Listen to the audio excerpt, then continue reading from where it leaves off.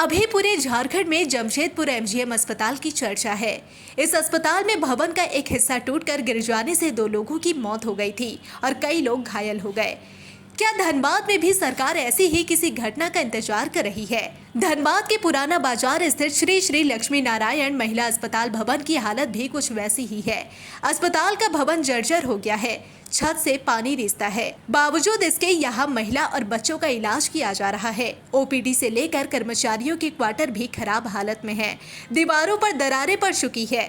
यह स्थिति खतरे की घंटी के समान है। अस्पताल के अधीक्षक बताते हैं कि भवन की स्थिति ठीक नहीं है। कई बार उच्च अधिकारियों को पत्र भेजा गया है। लगातार भवन की मरम्मत की मांग की जा रही है, फिर भी जो भवन सुरक्षित है वहां मरीजों का इलाज हो रहा है। बिल्डिंग का कुछ हिस्सा खतरनाक भी घोषित है। दुर्घटना का डर तो बना ही रहता है।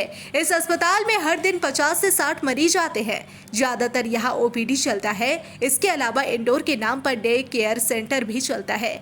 सुनिए, अस्पताल के अधीक्षक ने भवन की सुरक्षा पर क्या चिंता व्यक्त की है। ये जो एसएसएलटी हॉस्पिटल ये उसके बाद दोबारा जब वर्तमान में इसकी स्थिति क्या है? ये श्री श्री लक्ष्मी नारायण ट्रस्ट हॉस्पिटल जो था वो Shri Shri Lakshmi Narayan trust government hospital बना जब सरकार ने इसका अधिग्रहण किया, और अधिग्रहण करने के बाद ये पीएमसीएच के पास गया, फिर वहाँ पे बंद हो गया था। फिर अब पब्लिक इंटरेस्ट लिटिगेशन जो भी है दायर हुआ, इसके बाद इस अस्पताल को पुनः मातृ एवं शिशु रोग अस्पताल के रूप में खोला गया।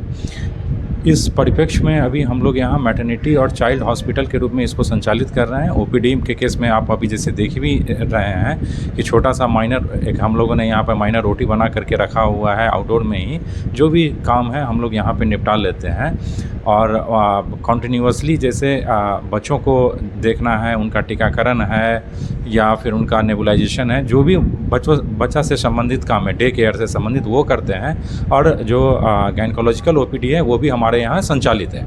इसके अलावा डे केयर और ये कह लीजिए कि माइनर ओटी से संबंधित कार्य जैसे डीएनई हो गया, ट्यूबलाइजेशन हो गया, कोई भी माइनर जो गायनकोलॉजिकल ओटी का कार्य है वो हमारे यहाँ संपादित हो रहा है। सबसे बड़ा मेरे साथ दिक्कत है अभी की जो इंफ्रास्ट्रक्चर है, जो भवन से संबंधित है, उसमें कमी है। इसके लिए सरकार को लिखा गया है। पुनः सरकार द्वारा इस पर जो है आर्किटेक्ट को रांची से भेज करके इसका पूरा ब्यौरा लिया गया था। इसके बाद अभी फिर हम लोगों ने, चूँकि मेरा जितना ओटी है और जितना इंडोर है वो फिर से छूने लगा। इस जो आंधी आई थी और पानी का पाइप भी टूट गया, तो जगह जगह चूँकि भवन जो है काफ़ी पुराना है, लगभग 50 के दशक का ये बिल्डिंग है, तो रख रखाव अभी हम लोगों ने इसको सही रखने की कोशिश की है, जिसके कारण ये अभी कुछ हद तक ठीक है। लेकिन बिल्डिंग जो है धीरे धीरे स्थिति जर्जर ही है। लेकिन ऊपर से चट दे करके उसको ढक करके किसी ढंग से इसको रखा गया है, जो इसलिए जो आउटडोर संचालित है या जो ऑफिस है वो कुछ हद तक ठीक है। इसके अलावा जो स्टाफ का पोजीशन है उसमें भारी कमी है, क्योंकि जब बिल्डिंग इंफ्रास्ट्रक्चर अगर आ जाता तो स्टाफ का पोजीशन के लिए भी हम लोग जो है सरकार से अब मांग कर रहे हैं। अभी वर्तमान में कितने स्टाफ? हाँ, वो एक्चुअली अभी क्या है कि स्टाफ में जिसमें सबसे ज़्यादा हमको ज़रूरत होती है नर्सेज़ की और जो हमारे डॉक्टर्स की। तो 63 एएनएम का माने जीएनएम का यानी ए ग्रेड नर्स का पोस्ट जो है यहाँ क्रिएटेड है। उसमें मात्र अभी एक ही नर्स जो है वो हमारे यहाँ अभी कार्यरत हैं। उनमें भी एक्चुअली उन पे कार्य का लोड जो है वो काफ़ी ज़्यादा है कि वो एसबीए ट्रेनर भी हैं, ट्रेनिंग ऑफ ट्रेनर भी है। तो यहाँ भी कार्य करने के अतिरिक्त उनको सिविल सर्जन ऑफिस में भी जा करके जो एएनएम है उनको ट्रेनिंग देनी पड़ती है। 3 महीना 4 महीना वहीं पे वो चली जाती हैं। और 4th ग्रेड स्टाफ हमारे पास हैं, अभी 4-5 हैं जिनसे हम लोग और अपने हम लोग लगे हुए हैं, जिससे कार्य जो है मैंने संचालित हम लोग कर रहे हैं। सर, जब जो एक क्लास है जी चली जाती है ट्रेनिंग, हाँ, उसके बाद हॉस्पिटल में कैसे वर्क होता है? तो फिर डॉक्टर्स जो जैसे कि हम ही, जैसे मैं ही बसता हूँ या हमारे जो स्टाफ हैं, तो कुछ स्टाफ जो है उनकी मदद से जो है हम अपने कार्यों को संपादित करते हैं। अब अगर इम्यूनाइजेशन ही है तो इम्यूनाइजेशन हमको खुद करना पड़ जाता है। ओटी का काम है वो भी करना पड़ जाता है। तो अब हमारे पास कोई चारा नहीं है, मांगा जा रहा है सरकार से कि आउटसोर्सिंग से या जिस जिस तरीके से या नियमित पदस्थापना ही हो जाए तो हमारे लिए वो और ज़्यादा अच्छा रहेगा। सर हॉस्पिटल का जो भवन है वो जर्जर स्थिति में, जी स्थिति ऐसी है कि जमशेदपुर का जो एमजीएम में हाल में जो घटना घटी, कहा जा रहा है कि कई वैसी घटना यहाँ भी ना दोबारा घटे, इसको लेकर के क्या उपाय किए? हाँ, इसमें क्या है कि जो भी भवन का जो स्थिति है, हम लोग उसी भवन में मरीजों को रख रहे हैं जो कि सुरक्षित है। कोई भी ऐसा भवन जो कि लगातार पानी चू रहा है या फिर क्रैक है, वहाँ पे हम लोग मरीजों को नहीं रख रहे हैं। सुरक्षित जब तक स्थान देख करके ही जो भी मरीज़ को रखना है, जैसे अभी हम लोग आउटडोर में बैठे हुए हैं, तो ये पूरा ख्याल इस बात का रखा जा रहा है कि कोई ऐसी दुर्घटना नहीं घटे। यद्यपि अभी हम लोगों ने भवन प्रमंडल को लिखा है कि जो थोड़ा बहुत बचा हुआ है कम से कम उसको, चूँकि जर्जर भवन को जब तक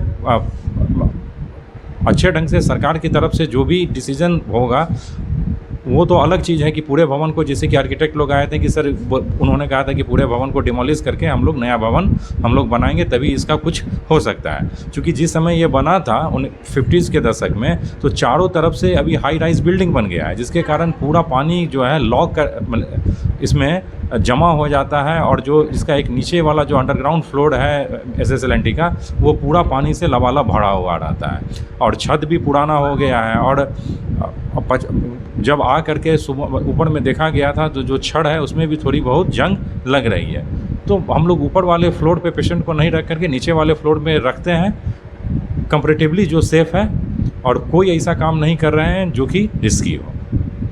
सर यहाँ पर आवासों में भी देखा जा रहा है कि जी पेड़ पौधे उग गए हैं दीवार में। नहीं, वो भवन जो है जो जिसमें पेड़ पौधा है वो एबंडेंड है, उनको छोड़ दिया गया है। उसको भवन प्रमंडल द्वारा काफ़ी पहले जो है एबंडेंड घोषित कर दिया गया, और जो कुछ आवास को मरम्मती योग्य कहा गया है।